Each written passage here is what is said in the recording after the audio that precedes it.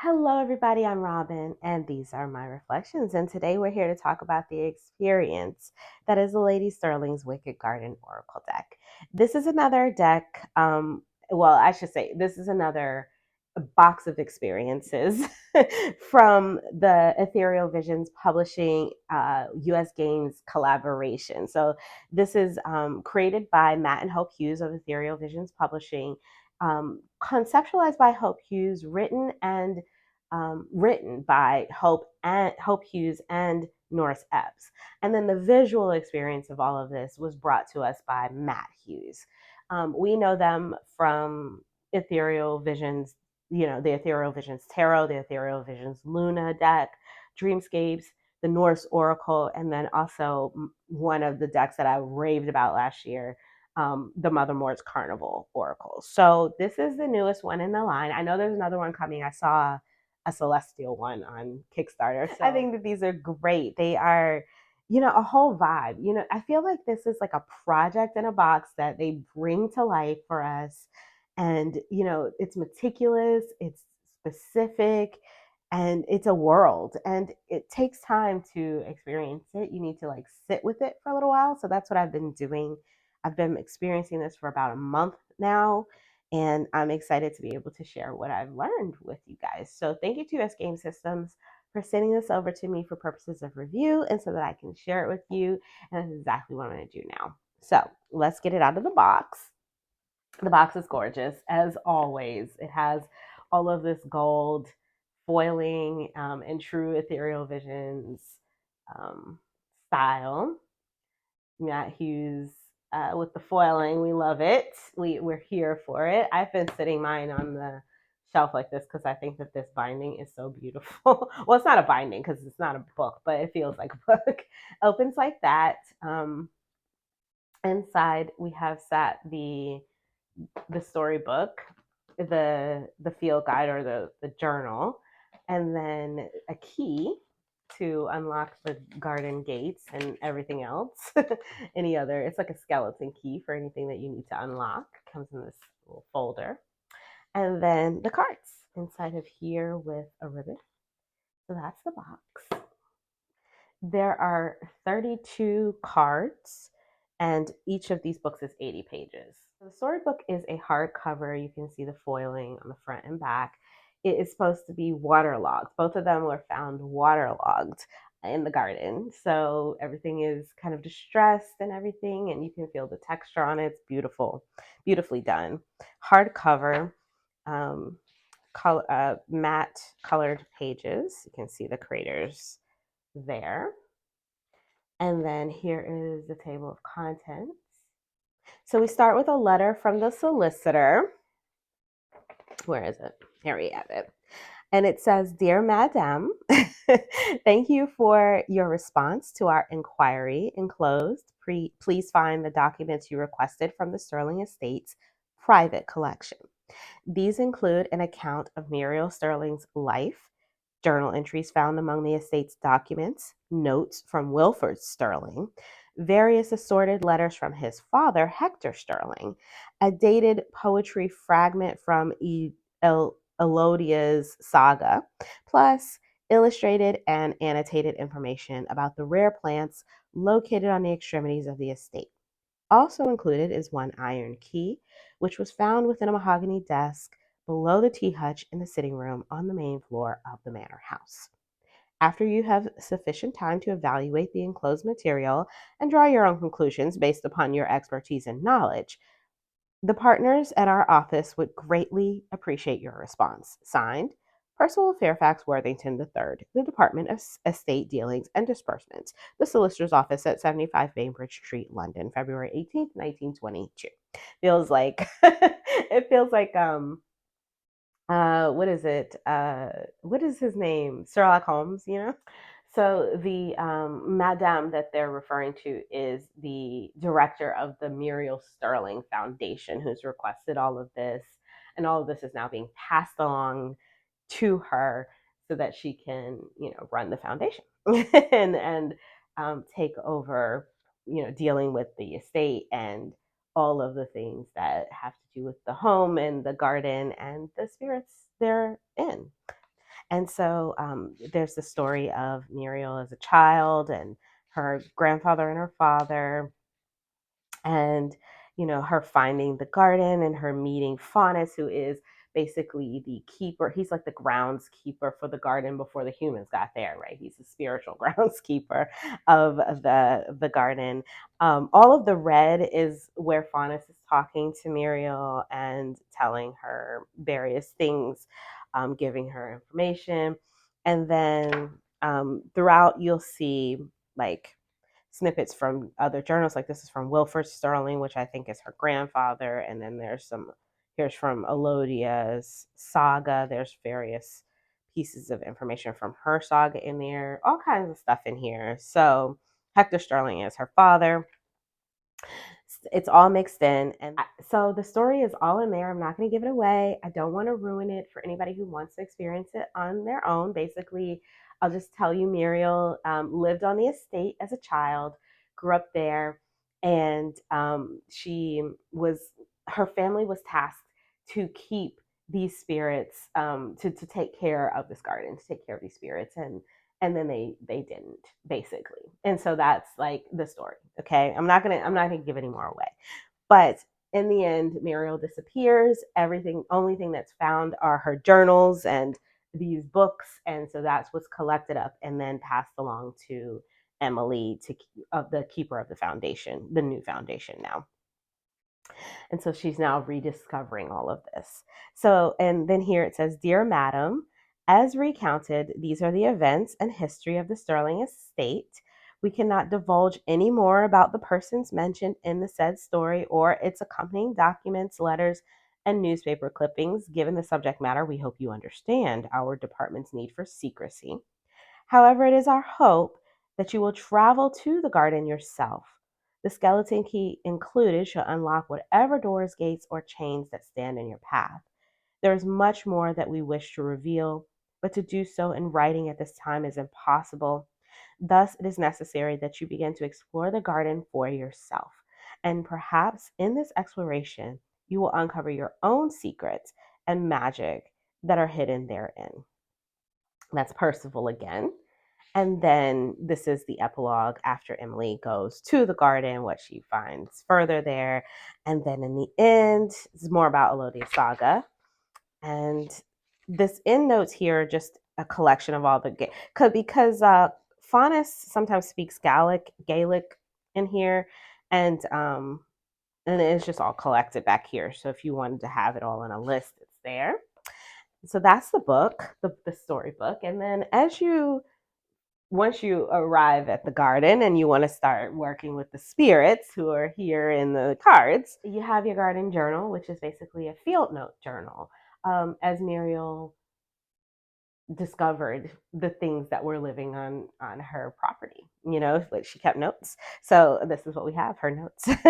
So it's an introduction, and then how to use the journal, and then we have those who wonder are separated from the wicked garden, which are all the flora and fauna. So those who wonder are like the people who actually live on the property, or the spirits. So in the introduction, it just is just about Emily saying that, she transcribed the journal. She pieced together what she could. It was waterlogged. She typed it out so that we could read it. And now she's selling it in the gift shop. And here you have it. You can have a copy for yourself if you would like to have that. And then this is just how to use it, how to use an oracle deck, basically, and how to cleanse your oracle, getting to know your deck, using journal prompts, shuffling your deck, Oracle and journaling together as a tool. And then it says each journal description contains, there's some spreads here. And then it says each journal description below contains some of the card's backstory and a guide for interpretation. And as for the interpretations, each message serves as a guide, but keep an open mind and let a mixture of the character's backstory and what you discover within yourself through journaling create a meditative space in your day. So as you will see as we go through here, so there's a little foreword from Emily, and then we get into the write-ups. Now, this is Lady Stirling. This one has an additional note from Lady Stirling, but all of the rest of them look like this, where you just have the picture, the title that's on the card, the entry from Muriel, and then her reflections. So this is like her field notes and then her reflections. And so you've got those who wander at the front, and then you have your flora and fauna, and the spirits and sprites and everything that live within them, and in the back. So that's kind of, those are the write-ups, and you can take screenshots of those if you'd like to read them for yourself. I will read one at the end, and then at the end you just have the about the team, about the Ethereal Visions team, Hope and Matt Hughes. And that's the book. The journal is soft cover, cardboardy cover with matte pages colored, and this book is hardcover. And we'll read a little bit from this after we go through the card. Now the card size on these are sort of long and thin. So this is like a tarot size card. So let's just take a look. You can see that this is taller than a tarot size card, but thinner. And if you're looking at it up against an oracle size card, this is like a Hay House oracle. They are a little bit taller, just slight bit taller, and still thinner. So that's what the size is. They are long and thin. They do have gold foiling on the fronts and on the backs. The cardstock is a linen cardstock with a matte edging that's a very like coal, almost like a dark, I don't know if I want to call this like a coal or like a dark blue edging. A very dark blue, almost black. And then the fronts have the foiling and the signature, those signature Art Nouveau borders. And then some of the cards actually also have blue foiling on them as well, like you can see here. I don't know if you can tell, but the blue is foiled on that as well. And we'll look a little closer as we go through. So let's take a look at the cards. This is Muriel herself. So this is Lady Muriel Stirling, as she's a little older here. And you can see her with her journal. This is the Celtic Queen, the Fox sisters, the spiritualists, and Faunus. He's the keeper of the spirits, keeper of the garden. And I don't know if you can tell in this lighting, but some of the blue on here is foiled. Not all of it, but some of it is. And here we have Lord Stirling, Muriel's grandfather or great grandfather, maybe. I can't remember, y'all. But he is the one who let the garden, who didn't keep up he let greed get in the way of him taking care of the garden the way he was supposed to be taking care of the garden. So the rest of these cards are all illustrations of these plants and their attached mythology or spirits or whatever story that is attached to them. So here we have Coventina. This is the goddess of wells and springs. Opium poppy, and you can see we have the poppies there, but then we also have this being or the spirit attached to the story that goes with the poppies. Wasp spider, wisteria, and again the wisteria is there, but then also you have a being, arum lily, the white water lily, the orchid mantis, and in this one you can see a little clearer that blue, a lot clearer actually, that blue foiling. It does pop up on some of the cards. Sandbox tree, castor bean. So in this booklet here, you get the stories that Muriel has as she encountered all of these beings and these spirits throughout the garden. She writes about it. She journals about it. So for the castor bean here, it says, Ricin communis. And it says, I encountered a most curious spirit in the garden today, but whenever I approached her, she fiercely barked, go away. I get the sense that she doesn't want to hurt anyone anymore because my grandfather stripped her for the deadly toxin contained in her beans.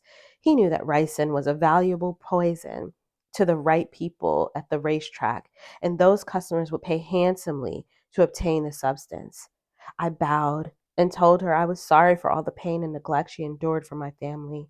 I assured her that I only wanted to let her better to know her better so I could make amends for what was done. I decided it was best to return to my walk and leave her be. Later, as I made my way back to the gates, I encountered her in a more open mood and assured her that I would never use her to harm anyone or touch her without permission. She said she used to be much more joyful when her oil was used to help people. I see her more often on my visits to the garden. She does not talk much, but she always returns my greeting. Even though she is shy and timid, I feel like I am slowly gaining her trust.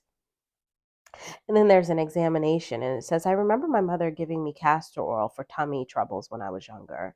She used to tell me that oil has many benefits. So imagine my surprise when I discovered that the plant had a deadly side to it. I learned that the seeds are one of the deadliest natural poisons, almost 6,000 times more poisonous than cyanide, a curative and poison. And I see why this poor little plant was popular for my great grandfather to ravage. And then her reflections. At this time, are there areas in my life where light and darkness are out of balance? How can I bring those two opposing forces into balance? What challenges am I facing that might benefit from an approach of walking the middle ground between good and evil intentions? Are there people I've pushed away for fear of hurting them? And so that's the guidebook entries that you're going to get.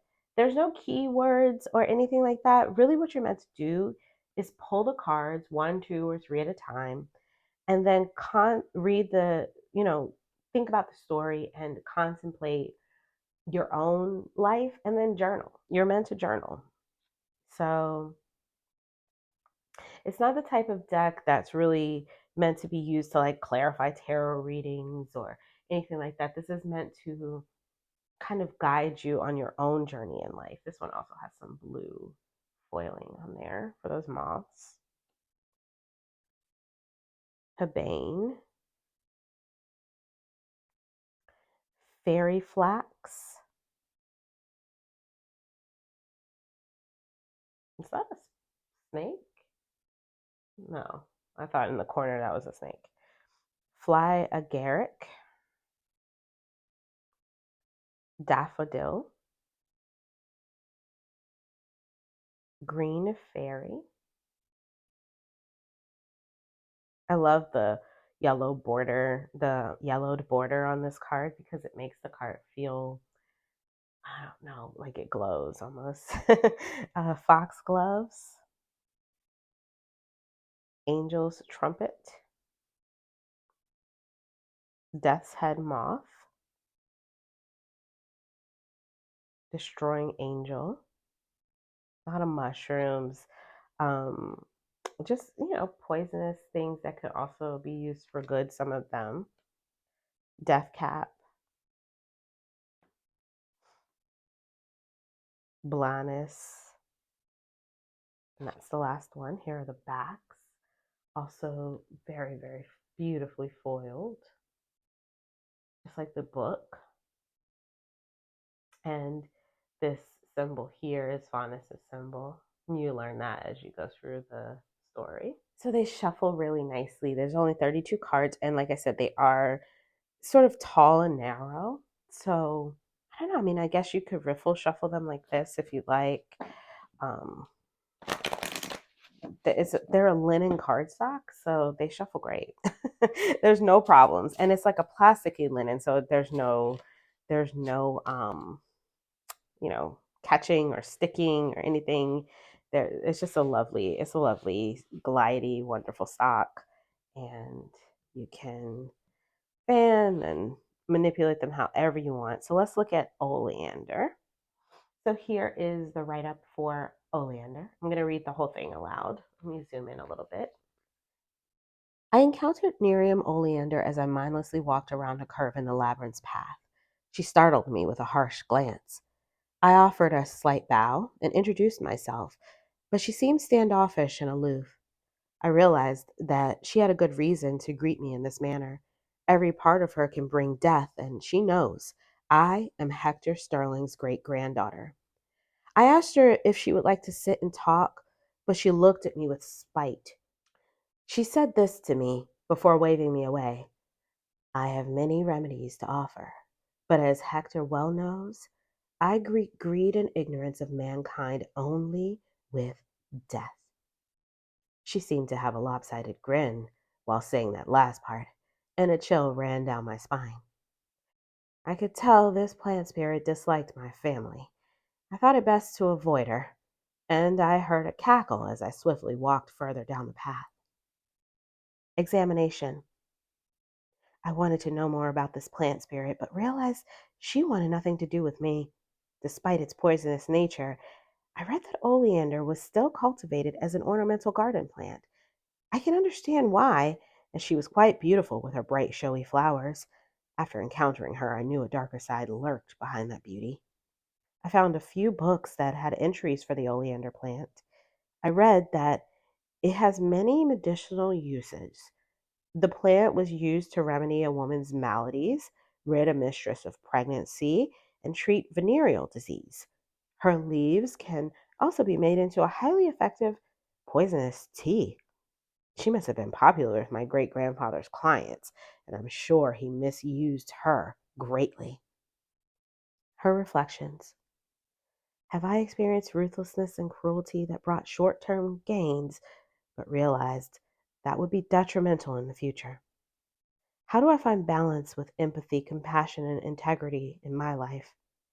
Do I have any past experiences where I wish I were more selfish and determined? Are there times when I wish I had been more empathetic and kind? So that's the guidebook and the way it reads. And I think that, you just are meant to pull a card. Like if I was going to pull a card for myself for today, I might pull. Okay, so I've pulled Death's Head Moth. I pull that. I'm going to read all of this, maybe meditate on that, maybe answer one or two of these questions. There's lots of them here. Have I ignored any inner darkness that may lead to unforeseen consequences? Are there any warnings in my life that I am ignoring? What inner strengths can I harness to face my fears and emerge stronger? What are some things I need to release in order to change and grow as a person? I feel like those last two questions could be a tarot spread, so I could pull. I could say maybe if I'm pulling this, that there are maybe some strengths that I need to harness and things that I need to release in order to, deal with whatever darkness that I'm facing right now. So maybe I'm journaling about the darkness and then pulling cards about what I need to harness and what I need to release with a tarot deck. So, what tarot deck would I use with this? Well, there's of course Matt Hughes's decks that you could use. I can show you the decks that I've been using. So this is the Hidden Realm Tarot, the Tarot of the Hidden Realm, I think it's called. And I thought, I don't know, that this working with this made me think of this. There's something about the beautiful things being dangerous vibe of the Oracle that really um, brought this to mind. And so then I pulled them together. So here we have Seven of Swords and the Lovers with Henbane. And this card is about letting your intuition guide you and whether or not your intuition um, guides you in the right place or the wrong place. If you let it, if you let it take over, or if you don't pay close enough attention to it. The Hanged Man with the Five of Wands and White Water Lily. Um, white what? White water lily. I want to say it's about like dangerous allure, like something that is drawing you that is dangerous. So that is that one. Um, then we have Devil's Trumpet with the Seven of Pentacles and the Sun. And so, yeah, I just really enjoy these together. And I kind of landed on this one, but I'll show you a couple of others that I used before I got here that I also enjoyed. So that's the Hidden Realms Tarot. The Magical Hours Tarot is one that I tried with it and enjoyed. So here we have the Emperor with Lord Stirling, the other the dark side of the Emperor, the Nine of Pentacles. So it's like that's the whole problem, right? He took over and he was selfishly letting the money and the riches take over without thinking about anybody else but himself and what he could get out of it. He wasn't thinking about his promise and what would happen. King of Pentacles with Angel's Trumpet and the Five of Swords. And the spiritualist, the Fox sisters with the Nine of Swords and Strength. Let's take a look at a couple more here. The Chariot with the Six of Pentacles and Arum Lily. Montenegro with Seven of Pentacles and Page of Cups. We'll do one more. The Celtic Queen with the Knight of Swords and the Nine of Cups. So because I wanted something gold, I went with the Baroque Tarot. This is the deluxe edition. I mean, I know that Matt Hughes, mostly his artwork looks a little bit Art Nouveau with the borders, pre-Raphaelite a little bit in the style, especially like the faces and stuff. But I thought this could work, and it does. It works fine for me. So I just wanted something bordered in gold, and it worked out. So here's the Page of Swords with Lady Stirling and the Eight of Wands. Seven of Swords with the Five of Swords and Destroying Angel. And also because these cards have like this black border, and I don't know, I mean, I feel like um the Baroque Tarot, it, it because of the deep black borders and the deep black backgrounds, it just leans into the sort of kind of darker storyline that goes with this deck. So yeah, because I tried it with a couple of other decks that I felt were a little too light. The imagery was too cartoony. It was too light. I'll show you here in a minute, but this one I liked better. So this is the Baroque Tarot. Okay, so then another gold one that I tried, but I didn't love, but I'll show it to you because maybe you like it. You never know. Is the Golden Art Nouveau. Death Cap with the Six of Cups and the Page of Wands. I'm guessing this is the page. I always forget about the little symbols here, but I think that's the page. I always have to look through the whole deck. Like, is this the page or the knight? All right, here's the Nine of Wands, and I'm guessing the Page of Coins with Castor Bean. And we remember her from the reading. So yeah, not too bad, but not my favorite. I liked the Baroque Tarot better, but this works, it works. And it's gold as well as the gold foiling, you know, and the fun Art Nouveau borders. Everything is slipping everywhere. I don't know what's going on. I don't know if my table is like off balance or what. I don't know what happened because all of a sudden nothing wants to sit still.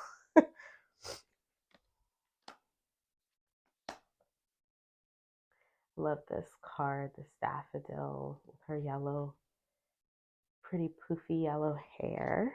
Oh, hate this one. I don't like spiders. I mean, not to say it's not a beautiful drawing, but I don't like spiders.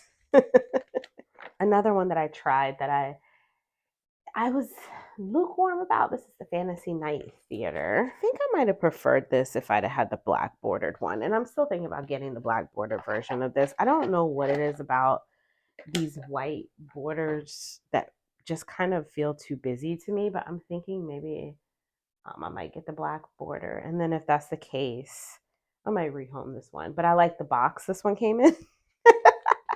So I might keep the box and the book and just rehome the cards with the other box and book. We'll see. So the world in the Seven of Pentacles with Wisteria. Very busy, this one was. Page of Cups and the Two of Pentacles with Oleander. And I think that's the last card. I have to put more cards. Hang on. Okay. Fox Sisters with the Ace of Pentacles and the Page of Wands. So that was like, it gave that storytelling vibe, you know? But again, was feeling a little more animated than I wanted it to for me. So didn't love it. I was lukewarm about it. I did not like it, but I didn't love it like I did the Hidden Realms. The Hidden Realms is kind of what I landed on, and I think that's the one that I mostly use now. This deck, like I said, I've been doing a lot of journaling and just thinking with it and reading.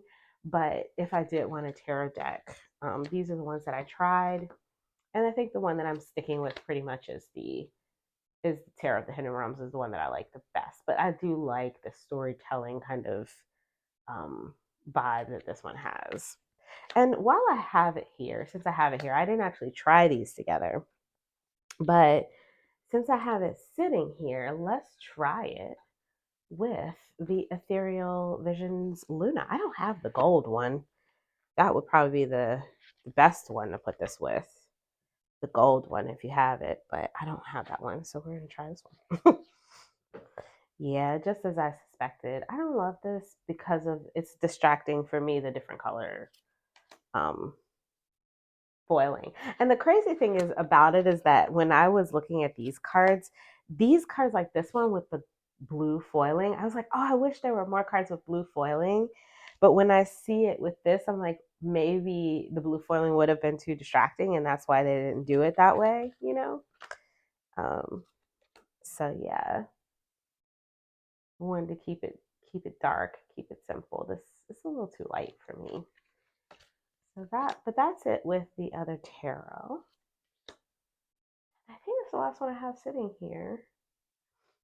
So because of this size, this unique size of the cards, I'm not able to mix it with the Mother Mort's deck, which is for the best because they do not belong together. I'm going to just cover that up because I don't like spiders.